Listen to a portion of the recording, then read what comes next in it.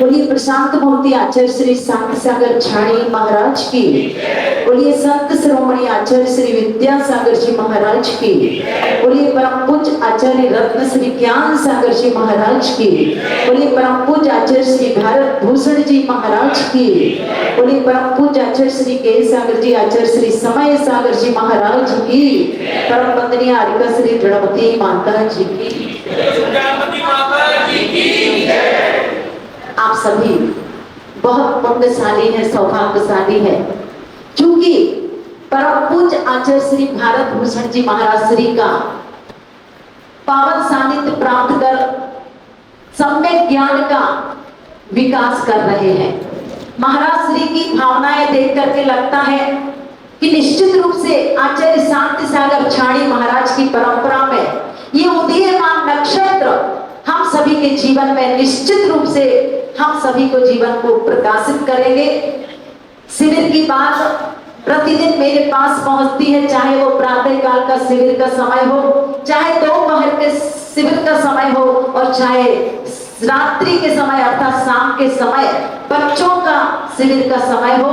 निश्चित रूप से महाराज श्री अकेले इतनी मेहनत कर रहे हैं, तो आप लोगों का भी कर्तव्य है कि पूज्य श्री ने जो कुछ भी आप सभी को दिया है उसको बहुत अच्छी तरह से संभाल करके रखना, और जब जब जीवन में प्रतिकूल प्रसंग आए तब तब महाराज श्री की बातों को याद रखते हुए उन्होंने जो हम अनंतकालीन संसार यात्रा से छुटकारा प्राप्त करने के लिए सम्यक दर्शन, सम्यक ज्ञान, सम्यक चारित्र को मुख्यता दी है। हमारे जीवन का जो मिथ्या दर्शन, मिथ्या ज्ञान, मिथ्या चारित्र का अंधकार है, हे भगवान वो दूर हो जाए और रत्नत्रय का प्रकाश हमारे जीवन में जगमगा उठे, ताकि एक दिन हम भी केवल ज्ञान प्राप्त करके सिद्धालय को प्राप्त कर सके। इन्हीं भावनाओं के साथ बोलिए परम पूज्य आचार्य श्री भारत भूषण जी महाराज की। और एक बात कहें, पूज्य श्री के शरीर को देख करके लगता है कि इतनी अधिक मेहनत करते हैं, जितनी मेहनत करते हैं उतनी खुराक शरीर को नहीं देते हैं। तो महाराज श्री से भी अनुनय विनय है कि जितनी मेहनत करते हैं उसके अनुसार शरीर को निश्चित आप अच्छी तरह से खुराक दें, आप स्वस्थ रहें, प्रशस्त रहें और महती धर्म प्रभावना आपके माध्यम से हो, यही हम सबकी भावना है। बोलिए परम पूज्य आचार्य श्री ज्ञान सागर जी महाराज भगवान की, पंच परमेश्वरी भगवान की, जिनवाणी माता की, गौतम गणधर देव की, आचार्य श्री कुंद कुंद स्वामी की, आचार्य श्री शांति सागर जी महाराज की, आचार्य गुरुदेव श्री धर्म भूषण जी महाराज की, आचार्य श्री सम्यक भूषण जी महाराज की।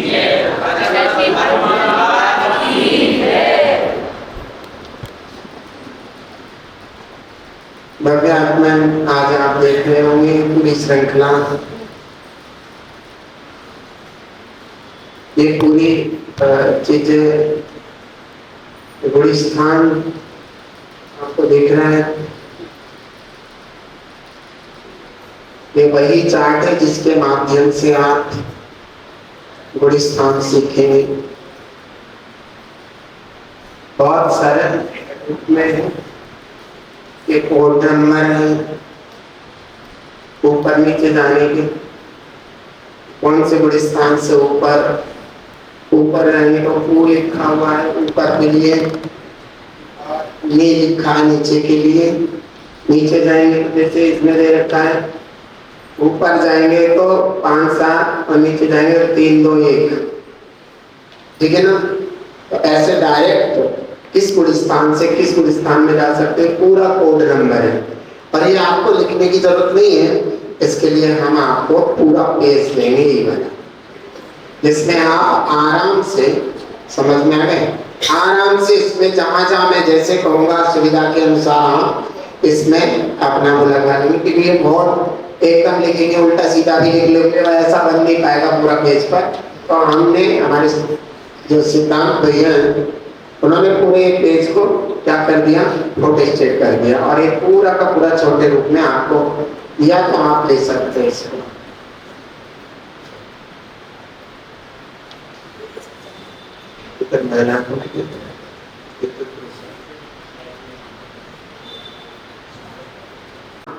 और स्थान में होती जगह, ये 14 जगह है। कितनी जगह है? 1 2 3 4 5 6 7 8 9 10 11 12 13 14। कितनी जगह है?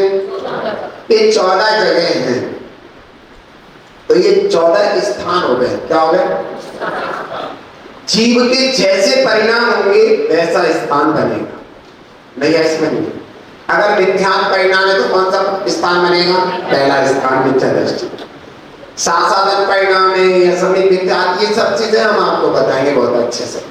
तो मैं आपको आज सिर्फ जानकारी दे रहा हूं कि क्या चीज है, चार हम अच्छे से समझ लें। तो पहले आएगा गुण स्थान। तो गुण स्थान की परिभाषा, गुण स्थान क्या है, गुण स्थान क्या है, कुछ भी नहीं है। जैसे भाव वैसा स्थान, उसका नाम। तो इसमें लिखा है गुण अर्थात भाव, इसका मतलब हुआ जैसा भाव वैसा स्थान। इसकंटू गुण स्थान। तो इतनी चीज आप समझ गए होंगे गुण स्थान क्या होते हैं। गुण स्थान जीव के परिणाम है। और जीव के परिणाम किन कारण से होते हैं? अगर प्रश्न हो, जीव के परिणाम किन कारणों से होते हैं? तो इसमें मुख्य कारण होते हैं मोहिनी, कर्म और योग। मुख्य कारण क्या होते हैं? तो गुण स्थान की परिभाषा बनी मोह और योग। ठीक है ना? क्या बनी? तो मोह से हम लेना मोहिनी कर्म। मोहिनी कर्म और योग के निमित्त से आत्मा के परिणामों में जो उतार चढ़ाव होता है उसका नाम गुण स्थान है। समझ में आ गया? जैसे मान लीजिए मोहिनी कर्म है। मोहिनी कर्म में अगर मिथ्यात्व का उदय, देखो पूरा मोहिनी कर्म भी मैंने यहाँ पर लिखा है। देखिए मोहिनी कर्म के प्रकार, दर्शन मोहिनी और चारित्र मोहिनी। इसमें दर्शन मोहिनी मिथ्यात्व को कहते हैं। तो दर्शन मोहिनी के 3 भेद हैं, मिथ्यात्व, सम्यक मिथ्यात्व और सम्यक प्रकृति। ठीक है? और चारित्र मोहिनी के कसाय वेदनी और नौ कसाय वेदनी, ऐसे भेद। फिर ये देखो कसाय वेदनी के कितने भेद हैं? 16 और 9 कसाय के 9। फिर उसके बाद आया कि योग, मन वचन काय की चंचलता को योग कहते हैं। समझ में आ गया? तो इस तरीके से आपके ये जो जिसमें है वो यहाँ बिल्कुल लिख भी रखा है वो कौन सी चीजें हैं, मोह और योग, जिसके निमित्त से इन गुण स्थानों में उतार चढ़ाव होता है। उतार क्या? जैसे मान लो कि मोहिनी कर्म में अनंतानंदी क्रोध का तीव्र उदय हुआ या उसका उदय, ये सब चीजें उसमें लिखी हुई हैं। कौन से क्रोध का उदय है, कौन से मान का, कौन से माया का, कौन से लोभ का, ये सब लिखा हुआ है। तो हम अब ये यहाँ पर हमने दे रखा है जैसे मिथ्यात्व गुण स्थान। ये देख लीजिए कहीं भी ऊपर आ जाओ, जैसे आप परमात्मा संयत गुण स्थान, तो इसमें ऊ और नी दे रखा है। क्या दे रखा है? ऊ और नी। अगर इस गुण स्थान से डायरेक्ट ऊपर जाए तो कहां जा सकते हैं? 8वें गुण स्थान। और डायरेक्ट नीचे आए तो 6ठे गुण स्थान। ये कोड नंबर ये सब में लिखा हुआ है। जहां से नी लिखा है या ऊ लिखा है तो इसका मतलब ये है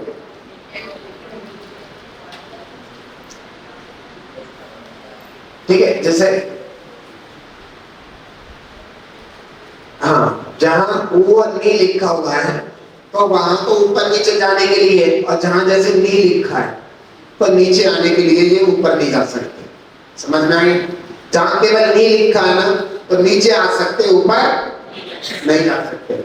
जहां सिर्फ ऊ लिखा है तो इसका मतलब ऊपर जा सकते, नीचे नहीं आ सकते। इनको ऊपर नीचे आने की भी कोई भी व्यवस्था नहीं।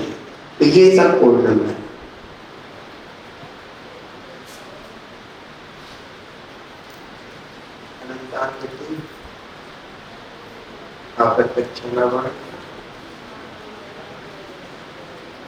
क्रोध रहेगी। एक आपने टाइप में गड़बड़ कर दी गई है और हमने भी देखने में गड़बड़ कर दी। इसका क्रोध गायब है।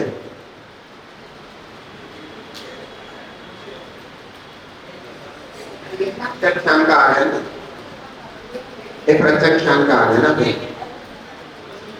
1 2 3 4 और 1 2 3 प्रत्याख्यानानि।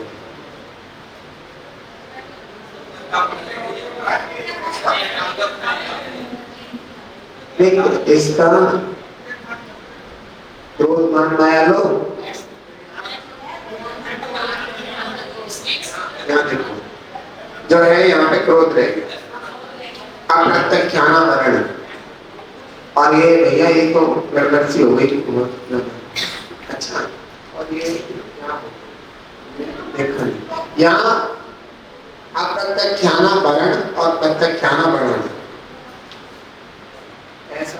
हाँ थोड़ा सा, चलो कोई नहीं, देखते हैं, कोई बात नहीं, फिर से सुधार लेंगे, कोई ऐसी बात नहीं है।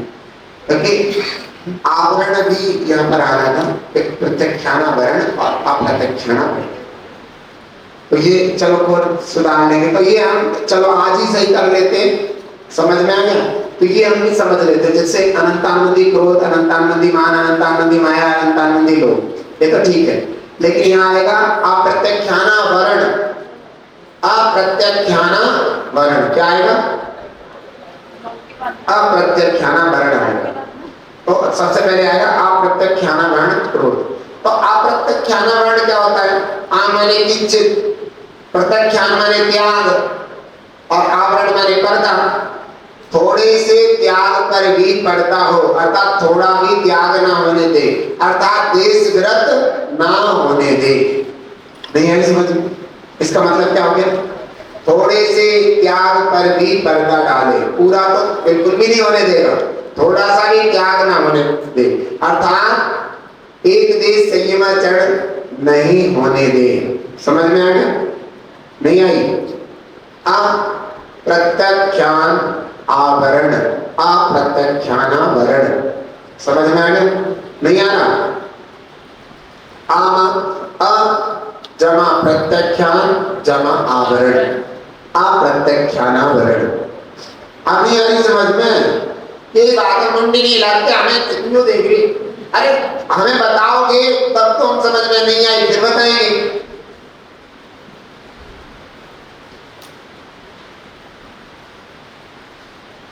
अरे हाँ ना कुछ करो, ये हमें इसका अर्थ बता रहे हैं अप्रत्यख्यान वर्ण का। ये गलत से अप्रत्यख्यान और प्रत्यख्यान लिखते हैं, लेकिन इसको क्या लिखेंगे? अप्रत्यख्याना वर्ण और प्रत्यख्याना वर्ण, ठीक है? अब ये बहुत कॉस्टली है। अब मैं आपको अप्रत्यख्याना वर्ण का मतलब समझा रहा हूं। आ माने किंचित, प्रत्यख्यान माने त्याग और आवरण माने पर्दा। थोड़े से त्याग पर भी जो पर्दा डाले, थोड़ा सा भी त्याग ना होने दे, उसका नाम क्या है? अप्रत्यख्याना वर्ण क्या है? बस ऐसे समझना चाहिए। यानी कि इसका मतलब हुआ एक देश संयमाचरण भी, एक देश संयमाचरण सम्यक चारित्र भी जो ना धारण करने ना दे। समझ में आया? नहीं आया? अब क्लियर हो गया सबको? इसका अगर उदय होगा, क्रोध का मान, अप्रत्यख्याना वर्ण क्रोध, मान, माया, लोभ, इनका अगर उदय होगा तो एक देश संयम भी जीव को नहीं हो सकता, अप्रति रहेगा।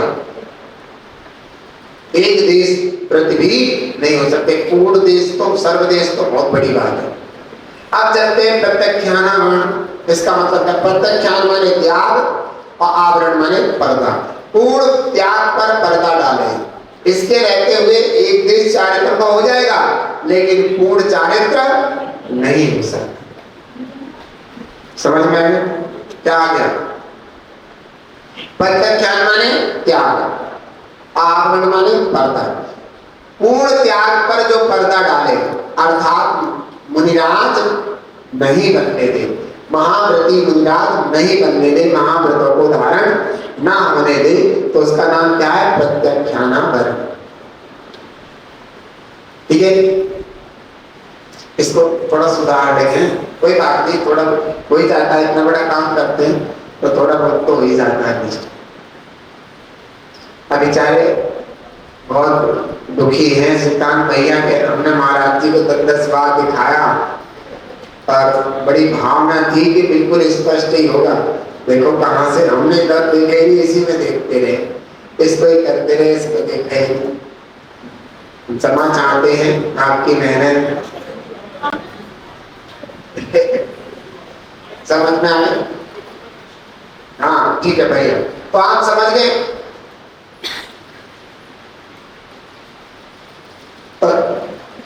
अब ये ऐसी हमने दो चीजें बताई। अब महाराज जी अनंतानुबंधी का मतलब समझा दो। अनंत अनुबंधी, अनंतानुबंधी,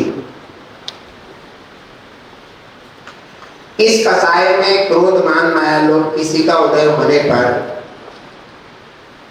सम्यक दर्शन रह नहीं सकता।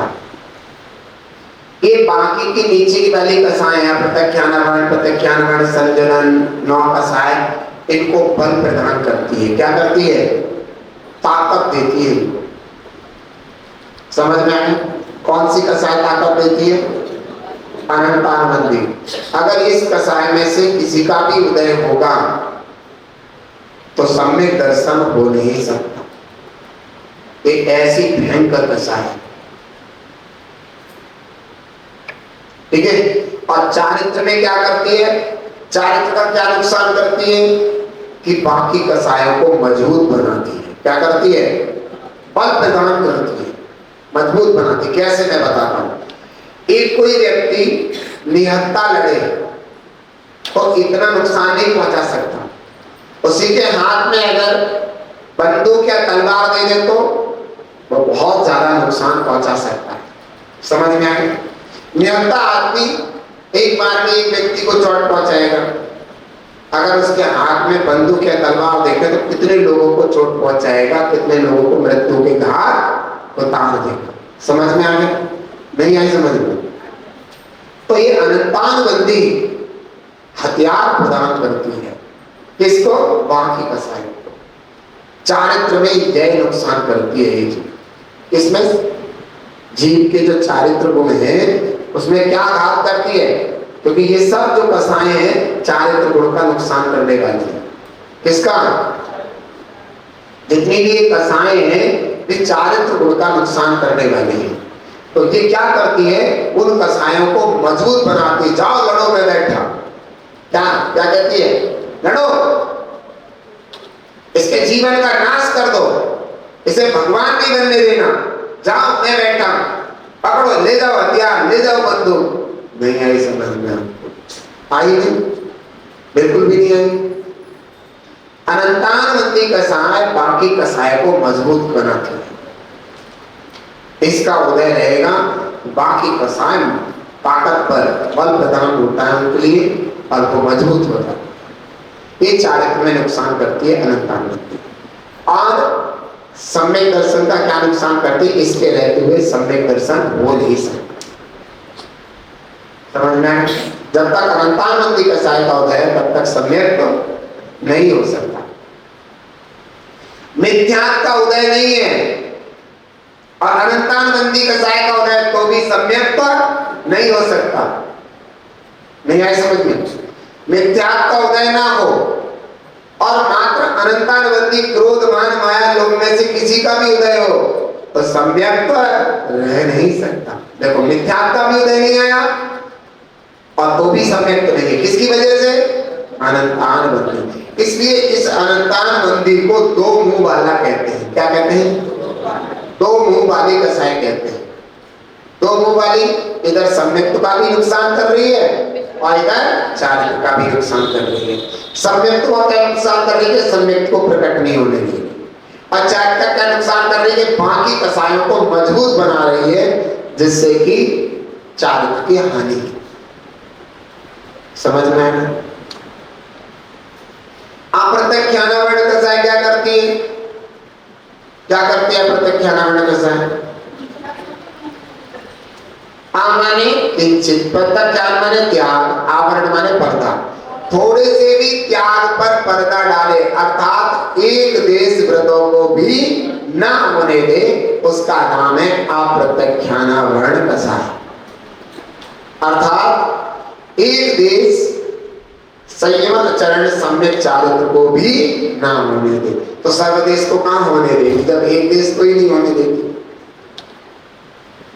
फिर प्रत्यक्षानावरण, ये क्या काम करती है? प्रत्यक्षान माने होता है पूर्ण त्याग, और आवरण माने पर्दा। ये पूर्ण त्याग पर पर्दा डालती है, ये पूर्ण त्याग नहीं होने देती। समझ में आ गया? यानी कि सर्वदेश चारित्र संयमाचरण सम्यक चारित्र को नहीं होने देती, अर्थात मुनिराज नहीं बनने देती। ये बड़ी कसाई। अब प्रश्न आता है संजुलन कसाई क्या करती है? संजुलन कसाई, यह संजुलन कसाई आत्मा में लीनता नहीं होने देती, अर्थात शुद्धोपयोग नहीं होने देती, स्वरूपाचरण चारित्र नहीं होने देती, अर्थात शुद्धात्म प्रकाशन नहीं होने देती, और अंतिम कहूं तो यथाख्यात चारित्र को नहीं होने देती। समझ में आता है? अब भी 9 कसाई हैं, उनसे 9 कसाई, उनको हम समझेंगे। 9 कसाई, ये ध्यान रखना, जिन्होंने कोई बात नहीं, मैं शाम के समय में भी समझाऊंगा। मैं ये कहने वाला था कि जैसे अभी जिन्होंने समझ लिया है तो फिर वो ध्यान रखें कि अब जैसे मान लो जिन्होंने नहीं समझाया उनको तो बाद में समझ में आएगा नहीं, मैं यहाँ समझाऊंगा तब।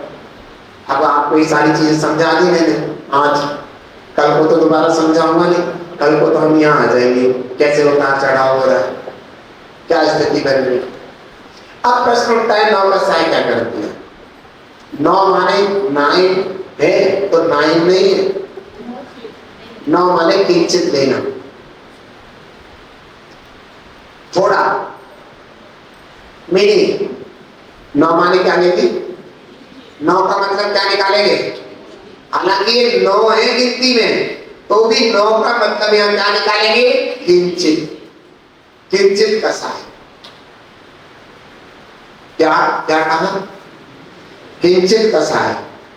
ये किंचित कसाई इसलिए बोली जाती है कि ये जो कसाई है इनके कारण प्रभाव डालती है, लेकिन ये अपने आप से बहुत ना के बराबर काम कर पाती है नुकसान का। समझ में आया? ये आत्मा के लिए नुकसान का ज्यादा नुकसान नहीं कर पाती। इन कसायों के कारण ही ये अपना असर दिखा पाती है, नहीं इनकी अपनी ज्यादा ताकत नहीं है आत्मा के लिए। समझ गए? नहीं आई समझ में? ये स्वयं इतनी बलशाली नहीं है जो आत्मा का बहुत ज्यादा नुकसान कर सके, लेकिन इन कसायों के साथ मिलकर के अपना जुगाड़ कर ले। नहीं आई समझ में? जैसे अनंतानंदी कसाई के कारण बाकी कसाई बलवान हो जाती हैं, ऐसे वो भी 9 कसाई भी बलवान हो जाती है इनके कारण, बाकी कसायों के कारण। समझ में आ गया? इसलिए इनको 9 कसाई अर्थात किंचित कसाई बोलते हैं। जैसे हंसना, किसी का मजाक करना, हंसना, ये हास्य कसाई होती है। रति, किसी वस्तु के प्रति बहुत ज्यादा राग करना। अरति, किसी वस्तु के प्रति बहुत ज्यादा द्वेष करना। समझ गए? शौक, सैड होना, दुखी होना, मेरा चला गया, शौक करना। समझ में आ गया? शौक, संतृप्त होना, दुखी होना, ऐसा हो गया, मेरा बैग हो गया, मेरा फलान हो गया, ऐसा हो गया, ऐसे शोक कर। भय, डरना। समझ गए? भय, डरना। जुगुप्सा, गिलानी करना। समझ में आ गया? गिलानी करना। स्त्री वेद की वजह से पुरुषों में रमण करने की भाव होते हैं, तो स्त्री वेद का उदय होता है। पुरुष वेद की वजह से स्त्रियों में रमण करने का भाव होता है। नपुंसक वेद, इसके उदय से स्त्री पुरुष दोनों के प्रति रमण करने का भाव होता है। तो ये मैंने आपको 9 कसाई के बारे में बताया। तो ये पूरा मोहिनी कर्म हो गया। क्या हो गया? पूरा मोहिनी कर्म। अब योग, मन वचन काया की चंचलता को योग कहते हैं। मन वचन काया की चंचलता को क्या कहते हैं? योग कहते हैं। तो इस तरीके से हमने आपको योग समझाया। और अब हम आपको ये चीज बता देते हैं, ये क्या लिखा हुआ है। देखिए मिथ्या, ये वाला देखो दिख रहा है ना अंदर वाला, यहां से पहले गुलिस्तान से लेके कौन से गुलिस्तान तक है, यानी कि इसने पूरे कवरेज कर ली है 12 गुलिस्तान। तो ये कह रहे हैं ये 12 के 12 गुलिस्तान मोहिनी कर्म के निमित्त से होते हैं। कौन से कर्म के निमित्त से होते हैं, समझ में आ गया? 12 के 12 गुलिस्तान कौन से कर्म के निमित्त से होते हैं, मोहिनी कर्म की वजह से 13वां नहीं होता और 14वां नहीं होता। मोहिनी कर्म के निमित्त से दोनों नहीं होते, लेकिन बाकी पहले से लगा करके 12 गुलिस्तान मोहिनी कर्म के निमित्त से होते हैं। अब फिर अगले वाला लिखा है योग के निमित्त से, इसने 14 के 14 गुलिस्तान कवरेज कर दिए, यानी 14 के 14 गुलिस्तान किसके निमित्त से होते हैं, योग के निमित्त से। वो बात अलग है, कुछ गुलिस्तान उनके होने पर होते हैं और कुछ गुलिस्तान उनके नहीं होने पर होते हैं, लेकिन ये चार्ट आपको मैंने बता दिया। तो योग के निमित्त से कितने गुलिस्तान होते हैं, योग के निमित्त से कितने होते हैं, और केवल मोहिनी के निमित्त से, समझ गए? तो योग के निमित्त से ये भी हो रहा है, योग भी हो रहा है, योग भी हो रहा है, सारे योग के निमित्त से हो रहे हैं, लेकिन मोहिनी कर्म के निमित्त से सिर्फ एक से लेके 5। तो ये चार्ट है। तो हमें लगता है कि ये चार्ट आप पूरा समझ चुके हैं। यहाँ पर 7 अप्रवृत्त गुलिस्तान के 2 भेद किए हैं, 100 स्थान और 7 स्थान 2 किए हैं।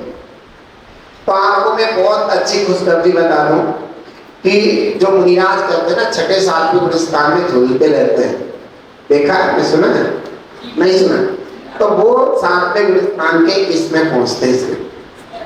पंचम काल में ये वाला नहीं हो सकता, कहते हैं पंचम काल में 7 गुलिस्तान तक हो सकते हैं, 7वें गुलिस्तान तक जी पहुंच सकता है, तो वो यहीं तक पहुंच सकता है, 100 स्थान तक। 7वें के दूसरे पहलू में नहीं पहुंच सकता। अगर 7वें के दूसरे पहलू में पहुंचता है तो वो ऊपर जरूर जाएगा, समझ में आ गया? कहां जाएगा वो जीव, वे मुनिराज ऊपर जरूर जाएंगे, या तो कसायों को, इन कसायों को दबा के जाए या फिर नष्ट करके जाए। नहीं आई समझ में आ रहा है? इन कसायों को नष्ट करके जाए या दबा के जाए, लेकिन ये निश्चित रूप से आप समझ चुके हैं कि पंचम काल में 7वें गुलिस्तान का ये पहलू रहता है। तो मुनिराज क्या करते हैं, ऐसे ऐसे लोग, समझ में आ गया? क्या करते हैं, ऐसे ऐसे लोग रहते हैं, समझ में आ गया?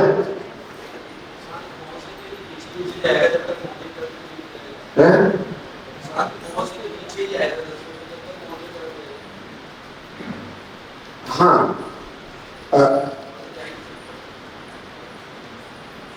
सर्ववान चेतन आपका जीवन अच्छा है।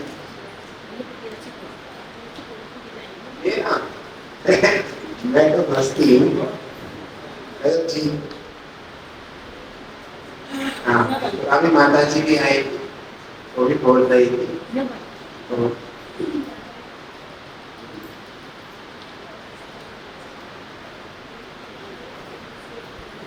हाँ बिल्कुल आपकी सही बात है।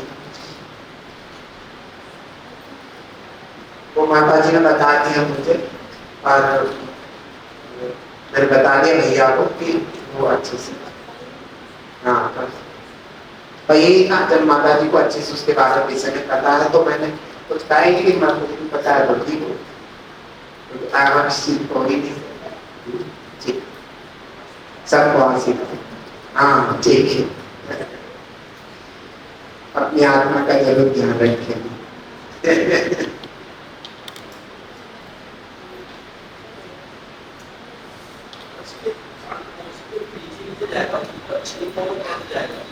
उपशांत योग है ना, तो लिखा है नीचे, तो ऊपर ना लिखा है, और लिखा है ना यहाँ से सूक्ष्म संप्राय से ऊपर जाएंगे तो 12वें में नहीं, यहाँ पे 11वां और 12वां दोनों आने चाहिए, तो वो भी गलती हुई है, यहाँ पे 12वां भी आना चाहिए, क्योंकि सूक्ष्म संप्राय से डायरेक्ट 12वें में और 11वें में कर सकते, ये भी गलती है। बताओ जब कैसे पकड़ में आ रही है, हमने एकदम क्या था कि बहुत अच्छा बने हुए, इसको कर लिया इसको कर लिया, देखो कितनी जल्दी गलती पकड़ी ना, बहुत अच्छा। देखो ये भी कितना अच्छा लिखा कि जो 10वें गुण स्थान से ऊपर जाएंगे तो इसमें दोनों में जा सकते डायरेक्ट। तो टोटल मिला के मैं समझता हूं कि इंट्रोडक्शन जो पहचान थी वो पूरी हो चुकी है, और ये चार्ट्स मैं दोबारा बनवा दूंगा, ठीक है। संजनन कसाय का जब तक उदय रहेगा तब तक जीव को सीधी बात है निश्चय सम्यक चारित्र नहीं हो सकता। समझ में क्या नहीं हो सकता? निश्चय सम्यक, क्योंकि ये 10वें गुण स्थान तक इसका उदय रहता है। तो 10वें गुण स्थान तक इसका उदय रहता है, तो ये 10वें गुण स्थान तक यह जीव आत्मा में लीन नहीं होता, निश्चय सम्यक चारित्र नहीं होता। और जैसे ही ऊपर जाता है तो यथाख्यात चारित्र प्रकट हो जाता है, निश्चय सम्यक चारित्र। ये सब चीजें मैंने आपको ये बताया। अब इस चार्ट को हमने ऐसे ही समय निकाल दिया पूरा। हमें लगता था कि एक दिन में पूरा कर देंगे, लेकिन ऐसे हो नहीं पा।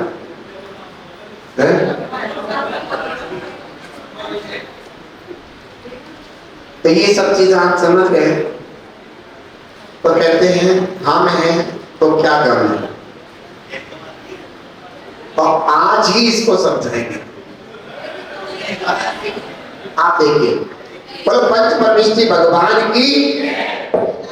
अभी देखिए हम आपको इंट्रोडक्शन देने के बाद अब हम आपको चलते समझाने के लिए।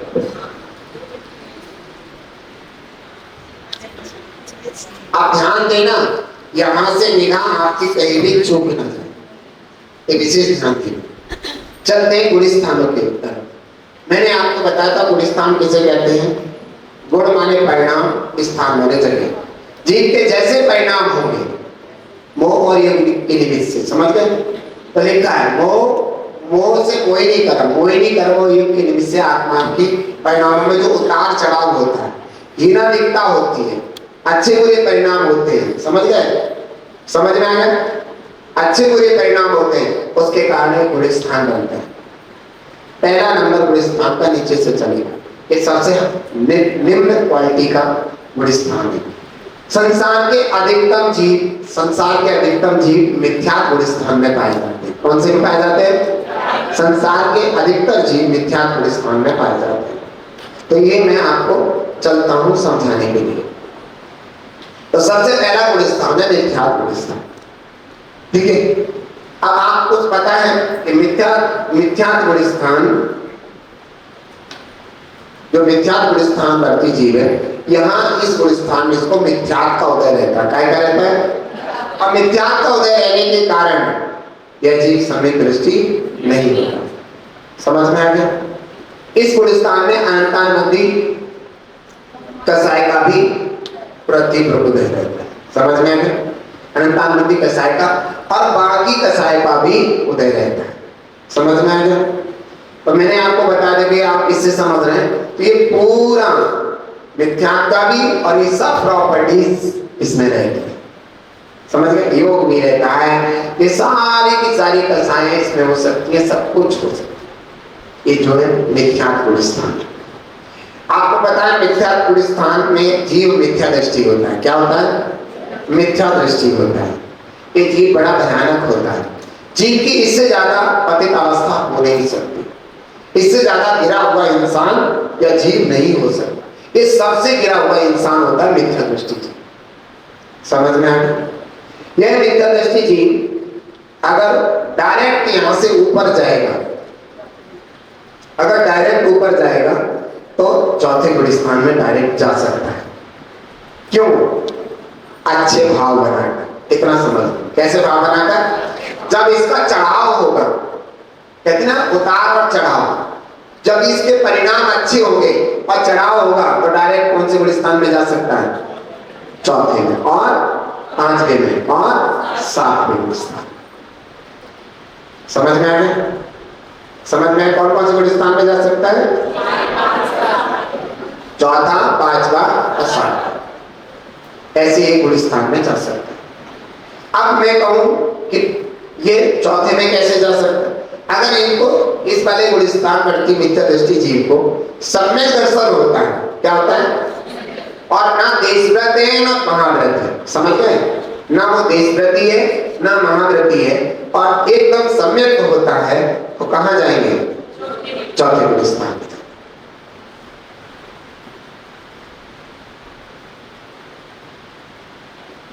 अच्छा, इसमें एक और गलती हो गई है, इसमें से डायरेक्ट तीसरे गुलिस्तान में भी जा सकता है, ये भी ध्यान रखना भैया, है ना? क्योंकि जब मिथ्यात्व के 3 टुकड़े करते हैं तो उसके पास सम्यक मिथ्यात्व की सत्ता बचती है, इसलिए उस सम्यक मिथ्यात्व का डायरेक्ट उदय आए तो वो तीसरे गुलिस्तान में ही जा सकता है। ये भी गलती कर लो, तो कितनी सारी गलती निकल छाना रहा है, छाना जा रहा है। तो चले, तो मिथ्यात्व गुलिस्तान से डायरेक्ट अगर जीव जाए तो कौन से गुलिस्तान में जा सकता है? तीसरा, चौथा, पांचवा, सातवां। अगर इसको सम्यक मिथ्यात्व का उदय आता है, कौन से का? इस प्रकृति का उदय, सम्यक मिथ्यात्व का उदय आता है तो डायरेक्ट तीसरे गुलिस्तान में जा सकता है। और ये अगर इसमें देशव्रत और महाव्रत नहीं ले रखे और इसको सम्यक दर्शन हो तो कौन से गुलिस्तान में जा सकता है? चौथे में। और इसने मिथ्या दृष्टि है और देशव्रत ले रखे, बाहर में देशव्रत ले रखे, समझे? बाहर में देशव्रतों का पालन करना और एकदम इसको सम्यक होता है और देशव्रत का भाव परिणाम होता है, तो कौन से में डायरेक्ट जा सकता है? इनमें सबको छोड़ करके 5वें में जा सकते हैं। और अगर ये मुनिराज है, मिथ्या दृष्टि मुनिराज है और मुनिराज के व्रतों का पालन कर रहे हैं अच्छे से, और इनको जैसे ही सम्यक होगा, समझ में आ गया? जैसे ही सम्यक होगा और इनको पूर्ण संयम का परिणाम बनेगा तो कौन से गुलिस्तान में डायरेक्ट जा सकते हैं? इसमें अप्रमत्त संयम 7वें गुलिस्तान में जा सकते हैं। बात समझ में आ गई? नहीं आ गई? समझ में आ गया? कैसे मिथ्या दृष्टि है और मुनिराज का रूप धारण कर रहा है, समझ में आ गया? समझ में आ गया? मिथ्या दृष्टि है और मुनिराज बन चुके हैं एकदम, इसको इनको या तो तीर्थंकर की देश न मिली या अपने गुरु की देश न मिली, एकदम उनको सम्यक हुआ और संयम का परिणाम हुआ 7वें गुलिस्तान का, तो कहां पहुंचेंगे? डायरेक्ट 7वें गुलिस्तान में पहुंच जाएंगे। ये बात समझ में आ गई? नहीं आई? अब हम चलते हैं ऊपर सासाधन। अब सासाधन गुलिस्तान में जब हम पहुंचे,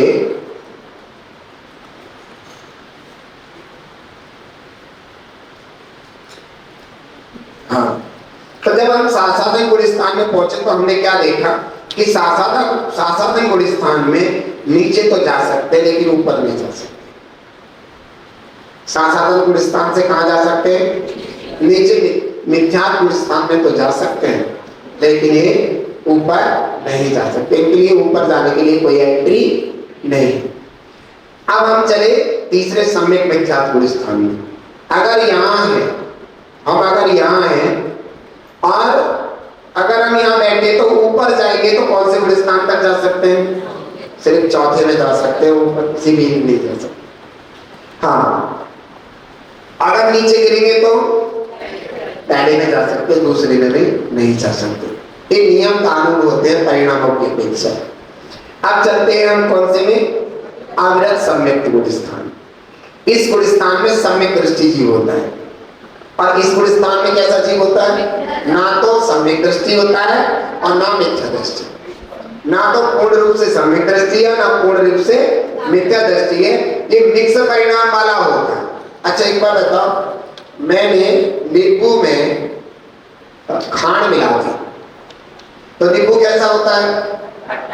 खांड कैसी होती है?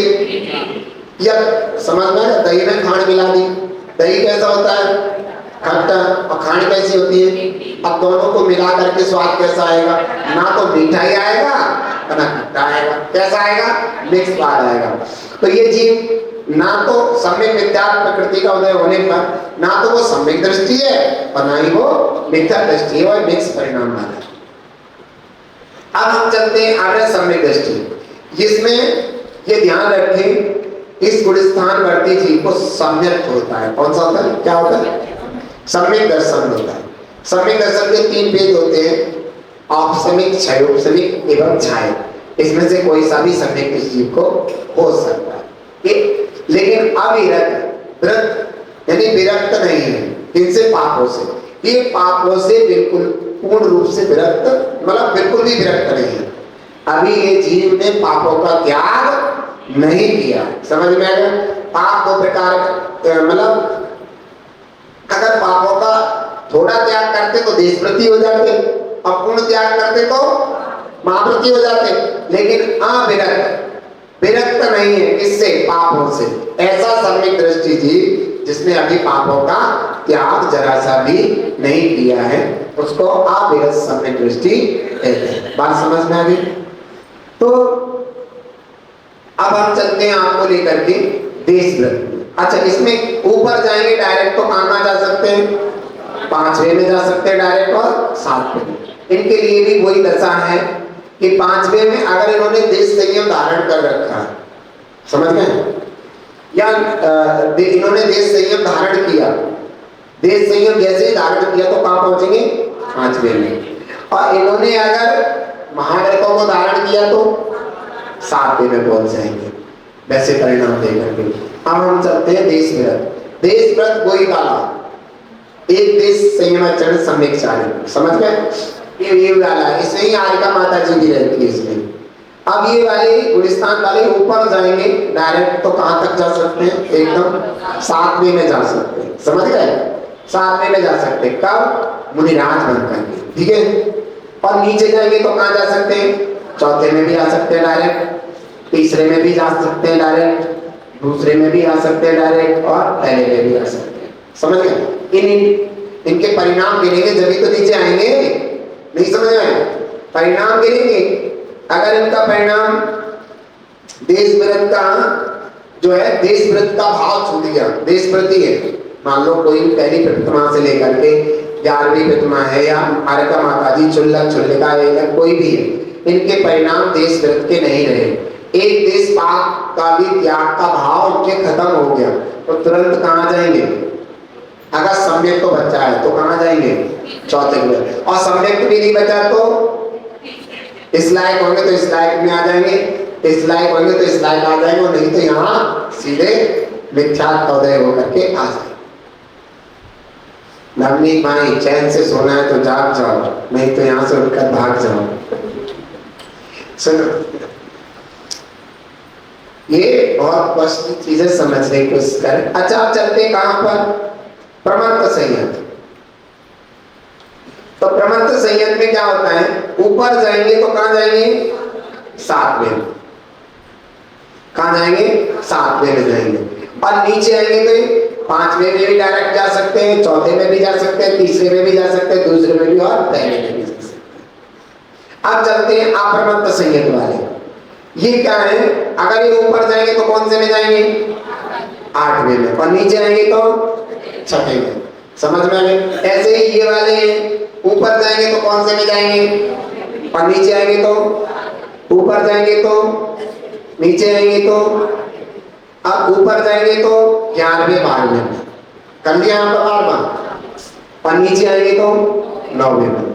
और ये ऊपर जाएंगे तो नहीं जा सकते, देखो मना लिखा है। और नीचे आएंगे तो ये ऐसे आएंगे। और ये वाले ऊपर जाएंगे तो है ये वाले, अच्छा ये वाले, ये तो मैंने बताया था 11 वाला नीचे आएंगे तो 10वें में आएंगे, ऊपर जा नहीं सकते। और ये वाले ऊपर नहीं जा सकते, ये ऊपर जाएंगे तो 13वें में, और नीचे आएंगे तो नहीं आ सकते, आ नहीं सकते। और ये वाले ऊपर जाएंगे तो 14वें में, और नीचे जाएंगे तो आ ही नहीं सकते। और ये वाले जो है ऊपर जाएंगे तो सिद्ध भगवान बन जाएंगे, और नीचे आने की कोई व्यवस्था। एक बार बताओ, जब यहीं से नीचे आने की व्यवस्था नहीं है, यहाँ से, तो फिर इनके लिए नीचे आने की व्यवस्था क्या होगी? समझ गए? सिद्ध भगवान बन जाएंगे। यहाँ पर देखो सिद्ध भगवान की फोटो है, ये मैंने आपको गुलिस्तान समझा दिया। अब इन गुलिस्तानों की परिभाषा। प्रमत्त माने होता है प्रमाद, और अप्रमत्त माने होता अप्रमाद, प्रमाद रहित अवस्था को अप्रमत्त कहते हैं। प्रमाद 15 प्रकार के होते हैं। प्रमाद कितने प्रकार के होते हैं? 15 प्रकार के होते हैं। कौन कौन से? 5 इंद्रिय, 4 विख्या, 4 कसाय, निद्रा और स्त्री। 15 प्रमाद होते हैं। जैसे 5 इंद्रियों के विषयों में लगे रहना, तो समझ गए? 5 इंद्रियों के विषयों में मन जाना, तो कौन से होंगे? 5 प्रमाद हो गए। और 5 इंद्रिय के 5 प्रमाद हो गए। विकता, विकथा में क्या होता है? स्त्री कथा, राजकथा, चोर कथा और भोजन कथा, भुक्ति कथा। 4 विकता होती है। तो 4 ही तो बता रहे हैं, 4 विकता। हाँ, 4 ही होती है। तो 4 कथाओं में कोई भी विकता इनके जीवन में हो, स्त्री की कथा कर रहे हो, या भोजन की कथा कर रहे हो, या चोर की कथा कर रहे हो, या राज्य वैसे लड़ा ये हुआ, इस तरीके की कथा कर रहे हो, तो कौन सा हो जाएगा? ये प्रमाद हो जाएगा। और ये छठे गुण स्थान तक, यहां से लेकर के यहां तक, छठे गुण स्थान तक प्रमाद रहता है। समझ में आ गया? ये यहां तक रहता है। पहले गुण स्थान यहाँ तो है ही है, जब छठे में तो यहाँ तो है ही है कि 15 के 15 प्रमाद यहाँ छठे गुण स्थान तक रहते हैं। लेकिन जैसे ही भी ध्यान में लीन होते हैं, 7 पे पहुंचते, तो प्रमाद कोई भी नहीं रहता है। तो इस तरीके से हम प्रमाद के बारे में समझ लें। अब इनकी ये तुम समझ रहे गुण स्थान सारे समझ लिए, आपने सारे नहीं समझे। अब ये तो कुछ भी नहीं समझा आपने। अब इनकी जो परिणाम है, पहले गुण स्थान से लेकर के 14वें गुण स्थान तक के जो परिणाम है, वे परिणाम जब हम समझेंगे तब हमारे गुण स्थान पूरे समझे माने जाएंगे। हमने वैसे तो आपको मोटे रूप में तो गुण स्थान पूरे समझा दिए, मोटे रूप में तो ये मैंने बता दिए, ऐसे होता है ऐसा। अब आपको ये नहीं पता आपको कर्ण क्या होता है, नृत्य कर्ण क्या होता है, सूक्ष्म संप्राय क्या होता है, शांत लोक क्या होता है, ये सारी चीजें समझने को बची हैं। मैंने इसलिए समझा दिया कि मैं आज ही समझाऊंगा, लेकिन ये भी आपको लगभग 1 घंटे के अंदर पूरा समझाया जा सकता है। आप तुम समझने के योग्य हो गए। अभी जब मैं समझाऊंगा तो बहुत जल्दी जल्दी समझ जाओगे, क्योंकि ये जो बेस है ना पूरा आपको समझ में आ गया है। और अब आप समझेंगे तो बहुत आसानी से समझ सकते हैं। ठीक है, तो कल से चलते हैं, कल का इंतजार और करते हैं। और ये इतना ध्यान रखना, जो मैंने आपको समझाया है घर में आप जाप करके रिवीजन जरूर करना। ये जो कोई कठिन बात नहीं थी जो मैंने समझाई, इसमें कोई खास बात नहीं है, बस इतना समझ लेना और कुछ नहीं समझना। ऊपर नीचे वाला तो समझ जाओगे, ये ऊपर जाएंगे तो कौन से में, नीचे जाएंगे तो कौन से में, ये तो समझ जाओगे आप। ये भी समझ जाओगे मोह के योग से और मोहिनी कर्म और योग के निमित्त से, ये भी समझ जाओगे। ये भी समझ जाओगे 15 प्रमाद जो है पहले गुण स्थान से लेकर छठे गुण स्थान तक रहते हैं, कौन कौन से वो भी हम बता देंगे। ये तो समझ जाओगे कसाई के बारे में बताया था, अंतानबंदी, अपतक ज्ञानमण, पतक ज्ञानमण, संचलन और 9 कसाय ये बताया था। मन वचन काय की चंचलता को योग कहती है, मैंने आपको बता ही दिया। नहीं समझ में आया? समझ रहे? अब ऐसा नहीं है, हमने भी समझाई था, हमने भी समझाई था। और ये ऐसा नहीं है कि हम जैसे रिवीजन करते हैं ना, तो उसको बहुत ज्यादा समझ में आए। आप घर पे जाकर के इसका रिवीजन करें तो इसको आपको और अच्छे से समझ में आए।